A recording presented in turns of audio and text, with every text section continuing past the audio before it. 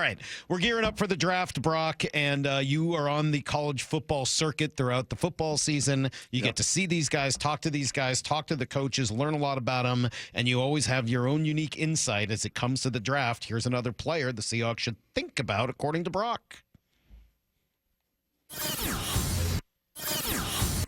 The Seattle Seahawks select. This is Brock Huard's draft profile. You want traits? Check. You want a vocal leader? Check. At the end of the day, you have to say, okay, what's best for the organization? Can you make people around you better, and can you bring people together? Every day at 9 a.m. leading up to the draft. Yeah, today is inside linebacker Payton Wilson from North Carolina State. Had a North Carolina boy on earlier, and Sam Howell. If you missed that, go back and listen to it. Sam was great at 7:30 this morning. Payton was also committed to the Tar Heels. He was going to go to Chapel Hill originally, and then he decommitted and became an NC State Wolfpack linebacker. And boy, what a linebacker he became. In fact, he won the Butkus Award. That goes to the best linebacker in all of college football. He won the Bednarik Award. Goes to one of the best defensive players in all of football. He was a unanimous All-American and a two-time All-ACC performer. This is a position of need. There's wants, and then there's needs. You need interior offensive linemen, and you need linebackers. Yes, you paid a couple guys on short-term deals and one-year deals for Dotson and Jerome Baker, but you need other pieces in there. And this guy is twitched up now, man. He is 6'4". The combine, he was 233. And I think, again, council agent said, hey, cut a little weight, because he played at about 240 in college. Cut a little weight and be as explosive as you can possibly be. And boy, was he ever at the combine. Salk, he ran at 6'4", 233, a 4'4", 340. Wow. That is wide receiver. That is faster than Roma Dunze ran at the combine. That is a fast wide receiver speed with a 10-yard split of 1.54. He jumped nearly 35 inches and broad jumped nearly 10 feet. Dude is twitched up. Now, this is one of those guys, and I told you over the course of the next 18 days or 18 profiles, a lot of them I've seen in person. A lot of them I've got a lot of just background and sat in meetings and with coaches and watched practice. There's going to be a few, like Payton, that I did not see. He was in the ACC, a place I have not been the last 5 years. But I was going to have him in the vaunted NC State UCLA bowl game, that Holiday Bowl that was not to be, canceled the day of the game, unfortunately. And I remember leading up to that game, looking at this dude's productivity and thinking, man, this guy is he is long, he is fast, he is twitchy.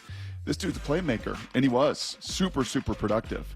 But if there's one player in my 20 draft profiles that will fall under the medical decision more than anybody else, even more than Michael Penix, it's going to be Payton Wilson.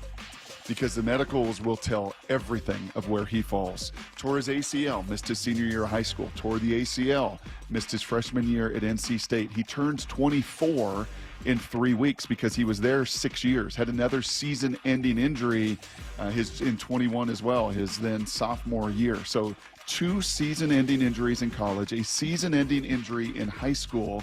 Around all of that was, 39 tackles for loss and 13 sacks as a junior in Ohio State and Clemson, and everybody came out of the woodwork wanting him, and then missed his senior year, and as I said, ended up at NC State. 2 ACLs, 3 season-ending injuries over his career, makes you really nervous. Can I throw in on the positive side a state wrestling champ at 220 pounds in high school too? Leverage, toughness, agility, got all of it, checks all of those boxes, and is an absolute need in a pretty lean draft for inside linebackers. You're going to hear me talk about Junior Colson in a couple weeks as well, big kind of thumper out of Michigan. I think it's him, and I think it's this kid as far as need goes. But this injury list is scary, and this is one that Sam Ramsden and the medical guys there and the training staff at the Seahawks may give a go or no go and just simply say, can't do it. Can't draft him in the first couple rounds because this injury history is too debilitating. You're not going to get the most out of him. Or it could be, nope, kind of like Penix, clean bill of health. Those things are all in the past. Played the last 2 seasons, played phenomenally well, and has got a frame that can sustain in the NFL. This will be a medical more than anything else moving forward for Payton. Interesting. Great stuff. All right, so another linebacker to think about there. I don't know what. Did you have an opportunity to see Matt Miller's 7-round mock today? I did not. It's kind of interesting. I'm obviously not going to get too deep into the players that they were drafting in the late rounds because I didn't know that much about them. Although he had a 4th-round safety from Utah, Brock, that he was like in love with. Don't tell me Cole. Don't tell me Cole. Yeah, it was. Gosh. Yep, he mocked him to the Seahawks. He's and not just going to be there him. in the 4th round. No, but I love that dude. Yeah, so does he. He's going to be in my top 5. Yeah, he loved him and he had him going to the Seahawks at the beginning of the 4th round. Well, that would be awesome if he lasts to the 4th round. That would be a home run for me. So he will be absolutely one of mine. Go ahead and give it to me. Yeah, give me a few of them. Give me a moment. I don't have it all in front of me, but I was going to tell you what kind of jumps out when you look at it. He had Fautanu as the 16 pick. Nice. But as you're sort of scrolling through and you're like, okay, who are they going to pick next? And you start scrolling.